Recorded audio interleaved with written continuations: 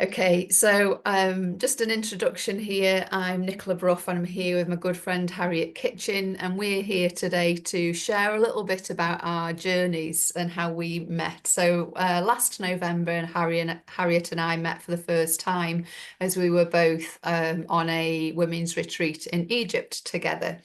And whilst we're not going to be talking about Egypt today, what I could say about the time that we spent on our 10 days together whilst we were there is that we realized that we were kindred spirits because we've had a lot of similar experiences and our spiritual gifts align. And although our journeys have been very different, that we certainly both feel that we've been on our own for quite a long time with these sides of our lives, and just to have someone else to share and talk to and to collaborate with felt, certainly speaking for me, is just a joy and a delight. So Harriet, thank you for coming on the call with me this morning. Oh, thank you so much for inviting me, and I'm so excited about the start of this journey and where it's going to lead to. Yeah, me too. So Harriet, can I ask you firstly to give a little bit of background into your experiences of working with the Intergalactics?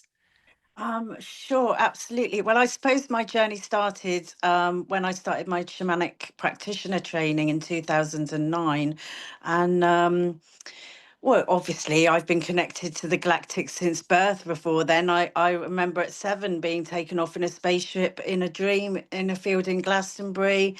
And then when I was 13 on LSD, I met my main Topetons, the Lion People, from Sirius, and it wasn't until 2009 that I realized, that how important the Lion People were going to be in my life. And I went on my shamanic practitioner training because I had been diagnosed with fibromyalgia in my 20s, and the NHS weren't providing a solution. So I really went down that path trying to find a solution for my own pain and my own healing. And while I was on that course, I then again met the Lion People, who I channeled for 3 days, and they told me I was their family and I was part of their DNA, and we were just having a real laugh together. So that's a bit of background about where this all started for me. Oh, I've gone goosebumpy. Can you tell us who the Lion People are and where their origins are? Well, they're from Sirius, and the lion people that I met originally, they were merged together. It was a male lion being, and he was connected to a crystalline female being, and their planets.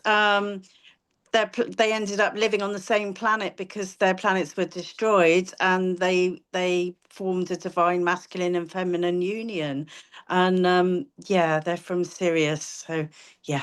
So, as I understand it, Harriet, there's three Sirius planets. Is that right? Sirius Yeah, A, B, and C. Do that's you know right. the specifics about which one, or does it matter?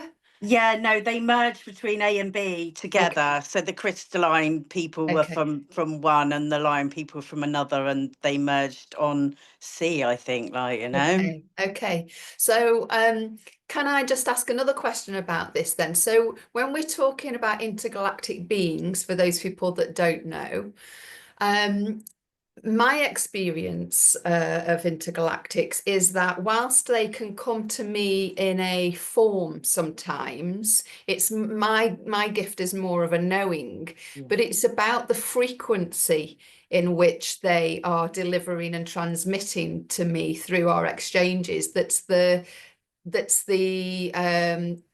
like the mechanism, if that makes sense. Exactly, and it wasn't till I allowed myself and was able to reach those higher frequencies that but that they were on a frequency that they could communicate with me. Got you. So you have to raise your frequency, they come down a little to Yeah, find that place where we can connect. absolutely, that's Yeah, correct. yeah. Yeah. Great. Thank you for clarifying that. So what happened next? So you started your shamanic journey, and I guess through your training, how did things evolve?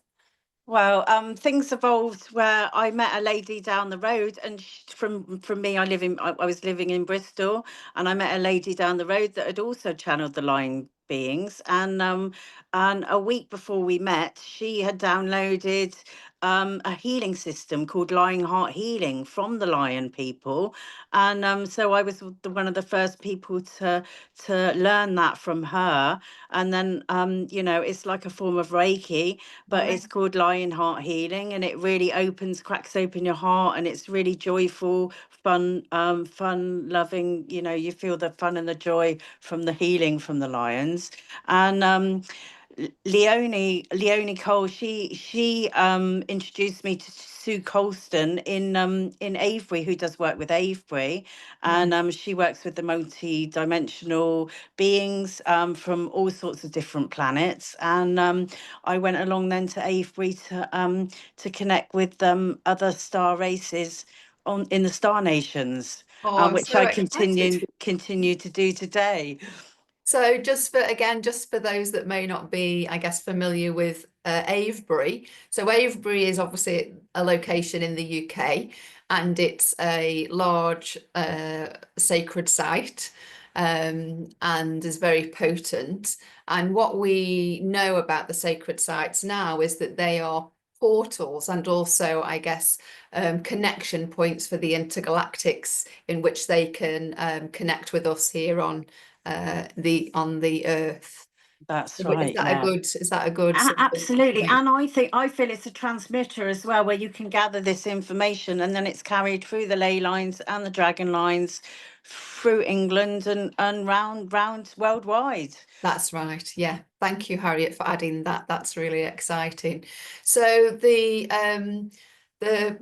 the modality that you shared about, so again, coming back, so I want to make sure we stay on a theme here. So is that will be you channeling a certain frequency through your heart, is that right? That's right. Or channeling the beings, being a hollow bone, being as open as possible. So channeling information from stars that are between the sun and the moon at a specific time, Yes. and connecting with those beings that wish to connect with us. And sometimes we have information, but mainly it's sacred geometry and frequency that you know That comes through. that comes through and That's wants to be amazing. grounded into the Yeah. earth. Yeah. Okay.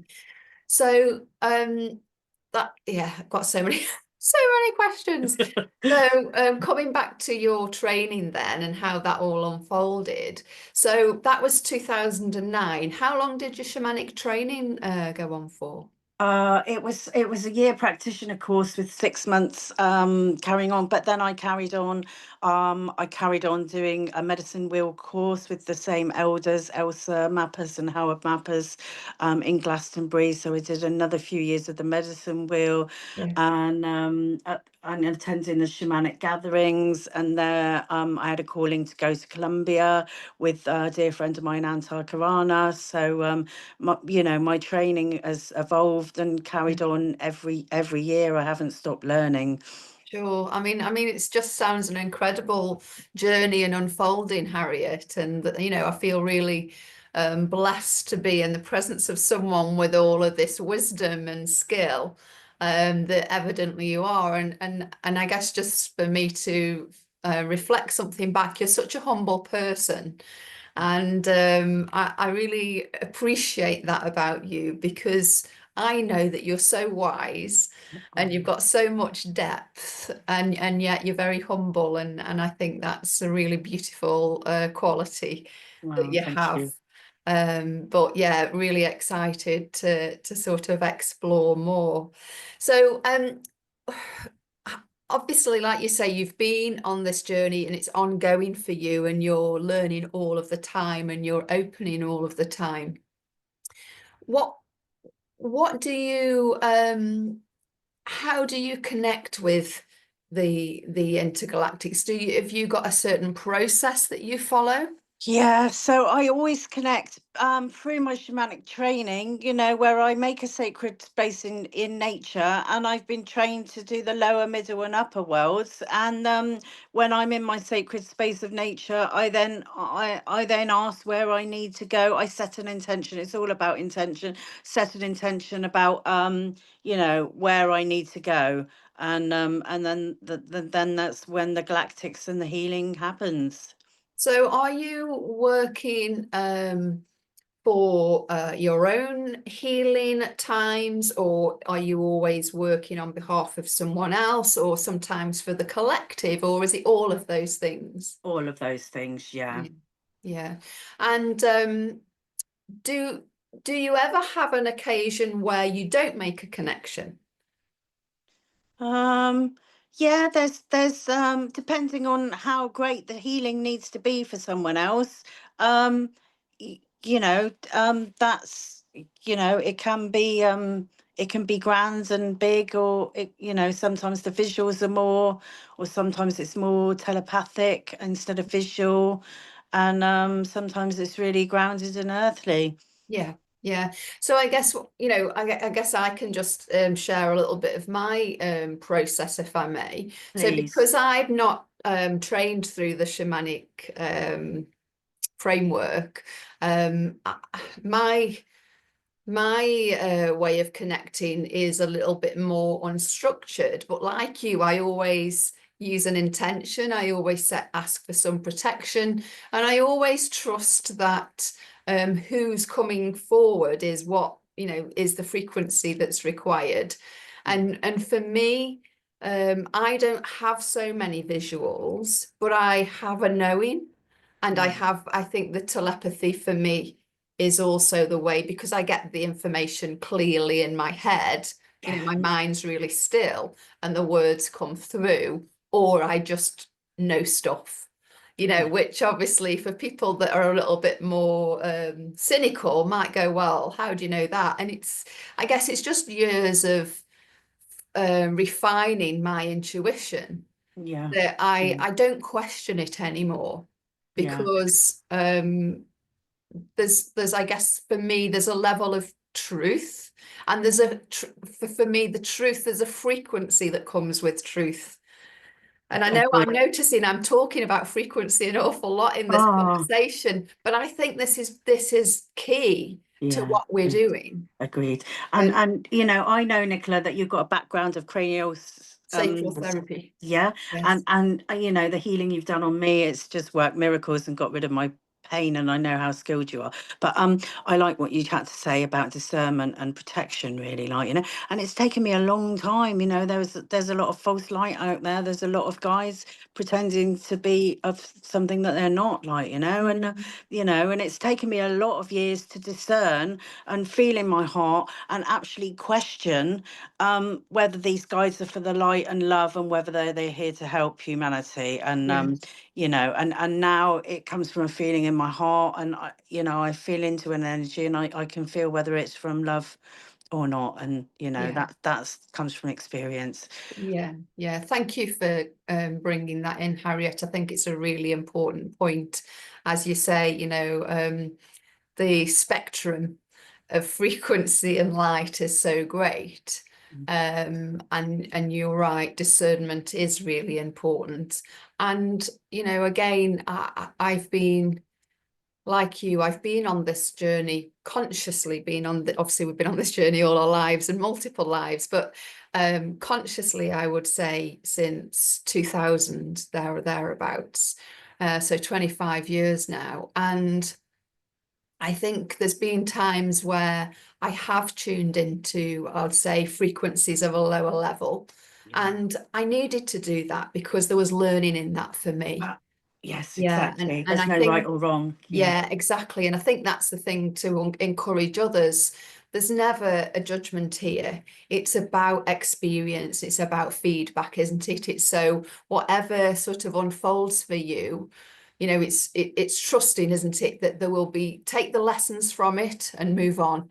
Don't Absolutely. sort of don't beat yourself up, don't judge yourself, but just keep moving, and finding like-minded people, I guess, that can support you in in these explorations and in these journeys that can hold space for you Yeah. whilst you explore and Yeah. perhaps go off on a little journey and come back. Because I think for me, I know, that's part of my journey, is to support others in their unfolding and their explorations, and to be a way shower and to be a guide and to be a container for those that want to sort of explore these realms in a different way, because I've been there and I've done that, and I know how to bring myself back.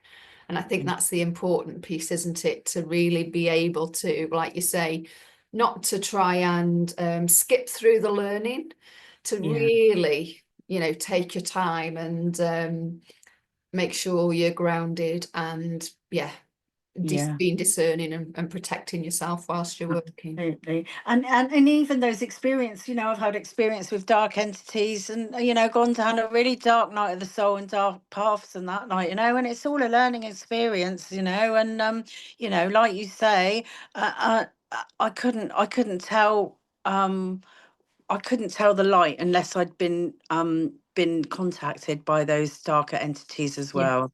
Yeah, no, I think that's a really good point, Harriet. And ultimately, I don't, this is my personal belief. Ultimately, everything is of the light. Yeah. And even those dark entities, they're just Exactly. looking for love. That's They're right. just they want us to cross them over. Yes. They're just looking for a hand and a bit of love, Yeah, so it's that's all right. about the love. That's right. And I guess that's something that perhaps we could talk about another time, is how to, how we both go about unhooking entities and how we can create space for them to move over. I think that would make a really nice discussion at some point in the future. Yeah, I agree it would. Yeah. So coming back to your journey, so you're obviously, yeah, I want to say well skilled and well versed now in working with the intergalactics. Well, likewise, Nicola. Well, yeah, yeah, yeah. So what would you say for anybody that wanted to, or anyone, I guess, that's feeling that they're having a sense that they're being connected with, and are perhaps thinking, am I going a bit mad? Am I imagining it? What does this mean? What do we do? What sort of guidance would you I offer? suppose, like, just reach out and try and find a community that understands where you are, because as soon as you talk to another person that has been through the same thing, you think, oh, I'm not going crazy, I'm not mad, there's other people out there like Yeah. me. And just keep exploring, go with your heart, follow whatever your heart is calling you to do. Yeah, I think that, yeah, that's really beautiful, Harriet. I think this is this, isn't it? We are part of an intergalactic family, and of course we are connecting to intergalactics probably in our dreams, unbeknowingly, and in our sleep, and maybe when we're daydreaming. Who knows? Because I think we've just got such a narrow and limited view of what we're capable of right now. And I think as we are awakening more and more, and we're realizing the superhuman capacity that we have, it certainly blows my mind. And I would say I've got a big perspective on what's possible. Oh. But yeah, I Yeah, think, but yeah, especially since 2012, we say we got a narrow-minded view of it, but actually the information, how much I look at myself since 2012, and the knowing of where I'm from and who I'm connected with, and what we're doing on a multi-dimensional level, yes. that's being revealed to us is just immense, and I'm so grateful to be on this ascension journey. It's just my passion. I just so excited, and I'm grateful to be part of that. Yeah, thank you. So could you just share a little bit then, Harriet, for just sort of a little window of the types of things that we are doing unbeknowingly, or obviously some of us might know we're doing things, but in that multidimensional aspect of ourselves, we've got the part of us that's here, on Yeah. planet Earth, and Yeah. that's, you know, functioning on in our day-to-day world. And then we've got these other aspects of us in parallel dimensions that are Yeah. functioning, doing other things. So could you share a little bit from your Yeah. experience I about I what you're out can. there doing? I can. And I've got proof of this now. Well, I've got proof in my own mind that I'm just not crazy and this is not mad. Because I think it was Lionsgate a couple of years ago at Avebury, and the night before I was going to Avebury, I had this dream, and I dreamt I was in this clear canyon, and I was swimming with my daughters, and we were. It was a beautiful dream. I was having a lovely time. And then it's like the dream split, and I could see it was like a television screen, and the canyon split into another layer, and I saw myself as a feline being sat on the Galactic Council of Light having a meeting about what we were doing the next day in Avebury, and that was more proof than I needed to believe in everything that I was doing. Okay, so question for those again that don't know, who are the Intergalactic Council and what are they discussing, and what do they Well, do? beings of a federation of light that are that are all for the light, and I suppose they're negotiating what good is coming from the planet, and that, and yeah. So they would be like an equivalent of a government here on Earth, but as I understand it, they don't govern in the same way that we are governed. It's more of a collaborative approach, Yeah, but they are beings of light from other galaxies, and obviously multiple planets, multiple intergalactic races that are yeah, coming together to collaborate, and their intention is for the highest good of all. yeah, and they're overseeing that on this earth plane at this time, Yes, although there is no time, it's all playing out at the same time. yes. So yeah. Yeah. Okay. So, I mean, yeah, this is so fascinating. So, when you then went to Avebury that next day after having that dream, did you then have a sense of actually already knowing what was coming? No, still not knowing what was coming, but the beings spoke through me, and we had to wait till I say there's no time, but we had to wait to a certain time in space continuum for Yeah. this procedure to happen with this lady from Australia that had come over, and Right. we had a meeting with the Elfin King. Anyway, that's going way off track now, but yeah. I'm excited to know more.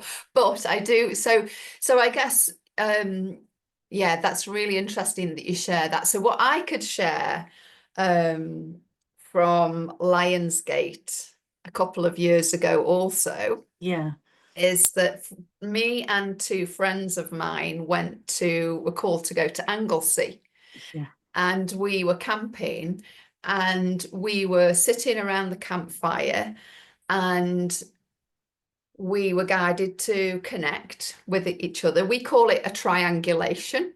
So okay, three of us sit and sort of connect together our energies. We have an intention of opening ourselves up to connecting with the intergalactics. And as we were sitting, we were staying in a campsite that was an old cricket ground. And so it got a really flat, circular area. And there was only four, it was quite bizarre, there was only four tents on this particular weekend. And so as we sat there, a mist descended and came towards us. And um, as this mist moved towards us, we certainly I knew, and we all three knew that we'd been lifted up into an intergalactic ship. yeah, So, how do we know that? I guess I've had that experience multiple times, so it's familiar. It's a familiar feeling to me. sure, I guess I can describe it as I can feel my energy rising and going up. And it's almost like going into a sleep state, but being present at the same time. And We three had different experiences, but all could recognize that we were all in the same place. And then we came back down again, and then the mist cleared. Now Wow. it was really evident that that was all part of one experience, because there was no mist to the right or no mist to the left of where the cricket ground was. It Wow. was certainly just purely about where the ship, if you like, So the mist was had put them. disguising the ship. Yeah. Yes, yeah, Wow. yeah. Phenomenal. Yeah. So I too have had, multiple experiences, and I think to be with others that can validate that experience, although we had slightly different experiences, we all knew, we all saw the mist. Yeah. We all knew that our frequency had been lifted, and we all had different interactions and all came back with a different piece of information that was conducive to the guidance and the work that we were doing that weekend on the land in Anglesey. Wow. So yeah, I mean, it's fascinating to have these experiences, as you know, and like you say, I'm really passionate about it because yeah, it feels important and it lights me up. So for Yeah. me, that's why I stay open to it, because I know that on a soul level, and to some degree, Nicola is opening, and I'm Mhm. growing and I'm enriched by these experiences. And we're serving our purpose by doing that, and that's evident when we come away from those situations, and like you say, we're lit up and our Yeah, vibrations raised, and yeah. I really feel like I'm making a difference. Yeah, and like me and talking about it and recalling it now, I can feel that energy, and Yeah. I just feel peaceful inside, and I feel joyful inside, and I feel love in my heart.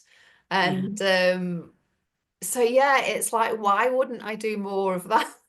Yeah, absolutely. Why would I not be open to that? So, is there anything, Harriet, that else that you'd like to share at this point? I think we'll leave that for another episode though, Yeah, yeah. Thank you so much for, being open and honest and transparent about your journey so far. I'm really excited about continuing these conversations with you. And yeah, let's see where it goes. And hopefully, we will have I guess put some people out there who might come all across this and listen it, put them at ease, knowing that they're not on their own, and that actually we are awakening to our who we are, our Yeah. sovereignty, and who we are as intergalactic beings, and Yeah. the capacity for connection that we have beyond I want to say beyond our human family. So I'm going to stop the recording there, but we'll stay online. Thank you. Okay. Thank you so much, Nicola. Always a pleasure to be with you.